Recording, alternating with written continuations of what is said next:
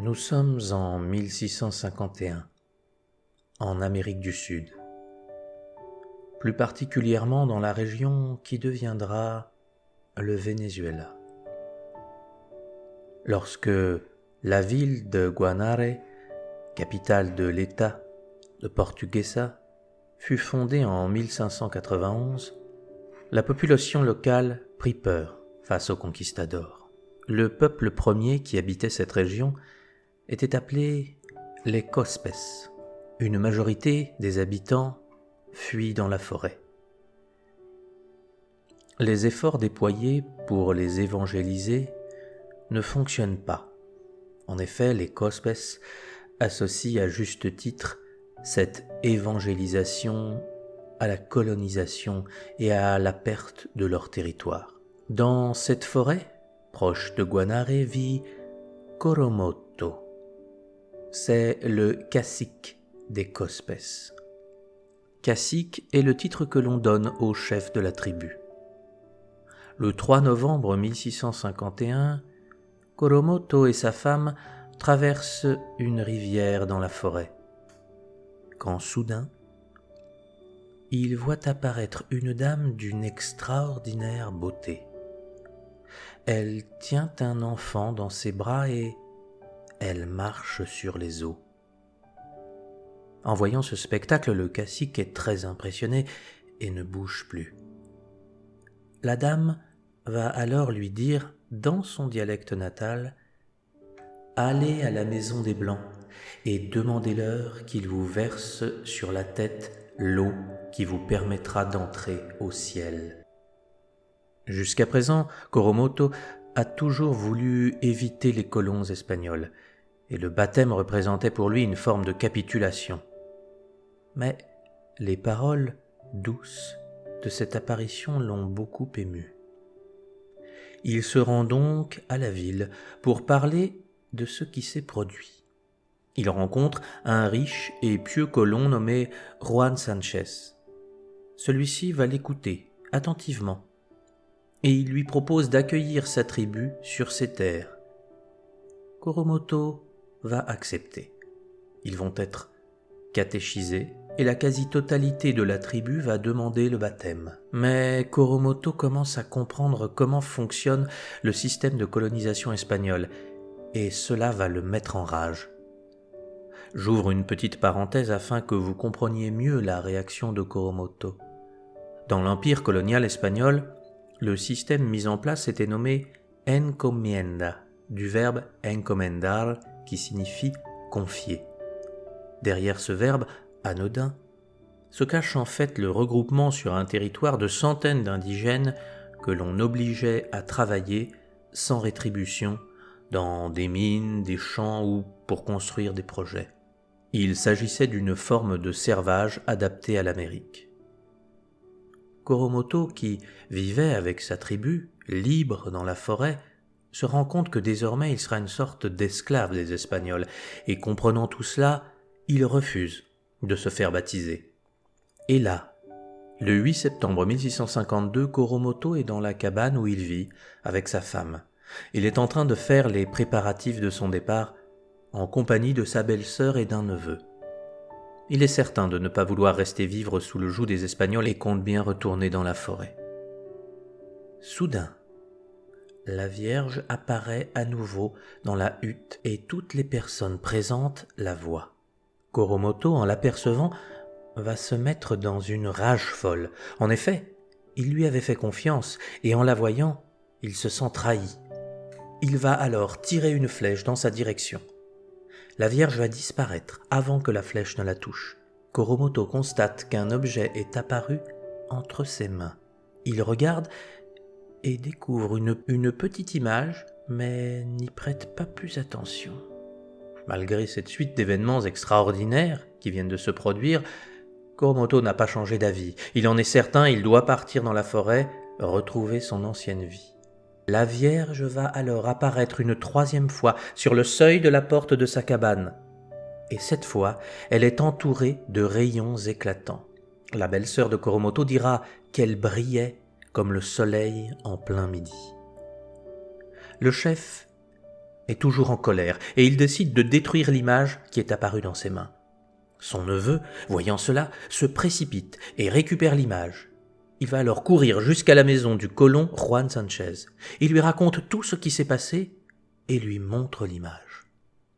Juan Sanchez la regarde attentivement et il voit qu'elle représente la Vierge Marie assise, portant l'enfant Jésus sur les genoux.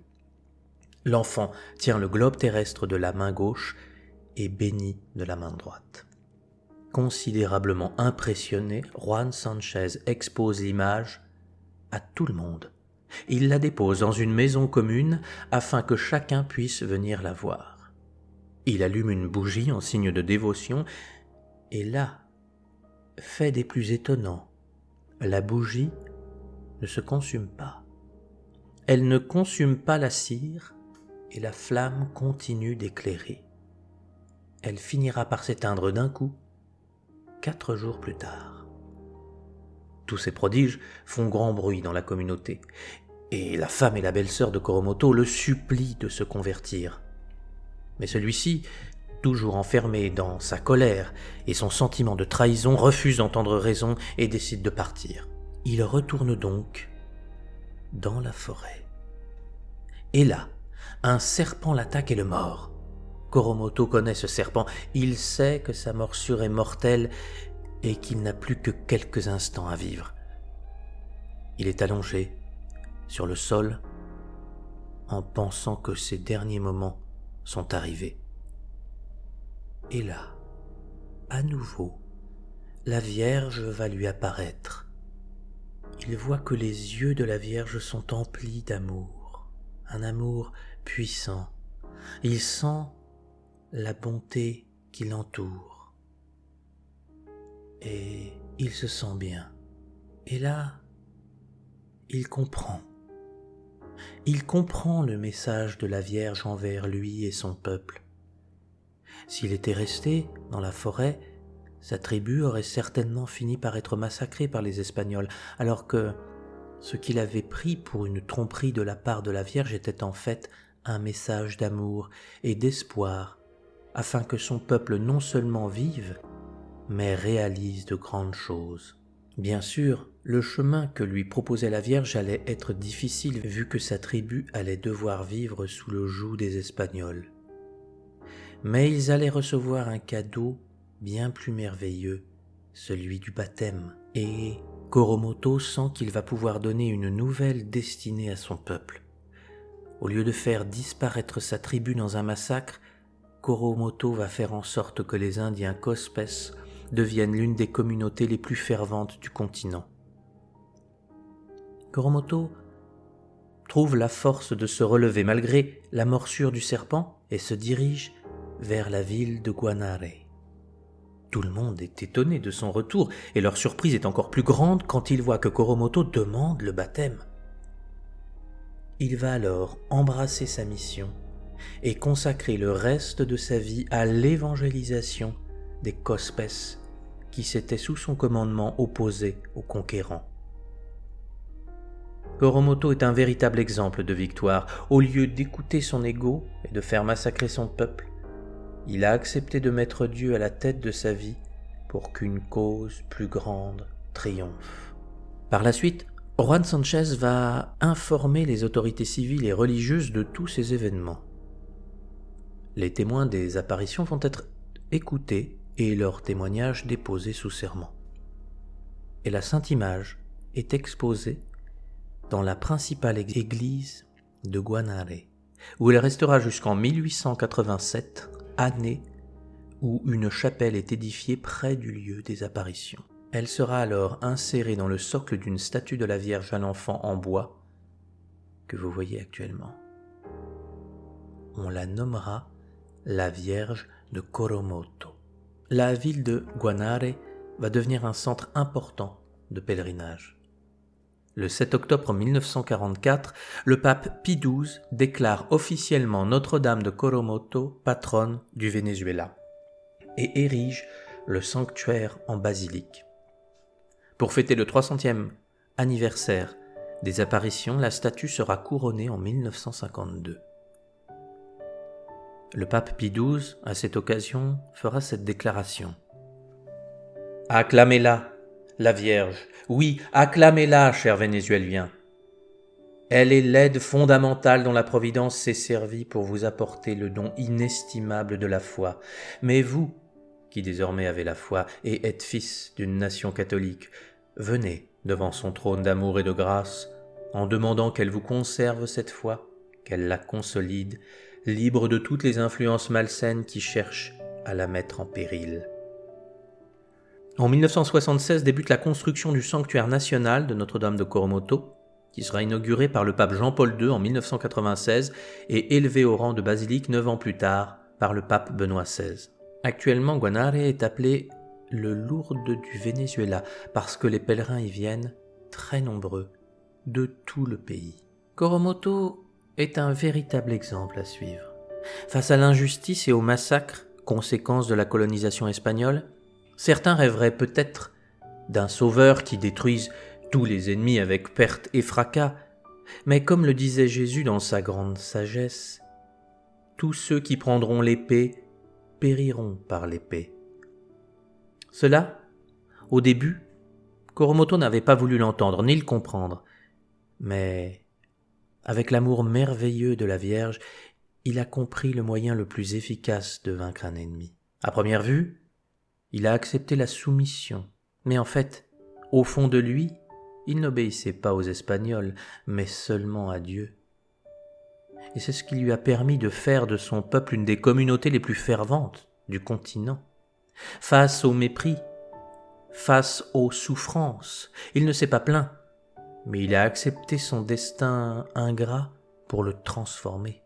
Et alors que Coromoto semblait obéir aux Espagnols, à leurs lois tyranniques, il est en fait devenu leur instructeur. Car par leur ferveur, les Cospes seront un exemple qui déconcertera les pratiques cruelles de certains Espagnols. Le nom de Coromoto résonne dans tout le Venezuela, et bien plus encore aujourd'hui, car il a montré que malgré des conditions insupportables, il était capable d'en faire un joyau d'une valeur inestimable dont l'histoire résonne à travers les siècles. Et vous aussi, mes amis, malgré les difficultés de votre existence, il vous est possible d'aller plus haut que vous ne pouvez l'imaginer. Ressentez l'amour de Dieu, de la Vierge. Souvenez-vous de Jésus souffrant sur la croix et donnant tout pour que d'autres puissent être sauvés.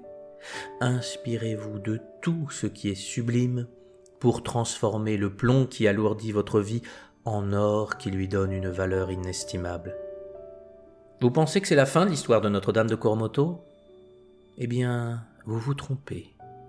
Il me reste un événement des plus extraordinaires à vous raconter. En effet, en 2009, l'image a été soumise à des travaux de restauration et à des expertises scientifiques. Et ce que l'on va découvrir est tout simplement incroyable. Mais cela, je vous l'expliquerai dans la prochaine vidéo. À bientôt.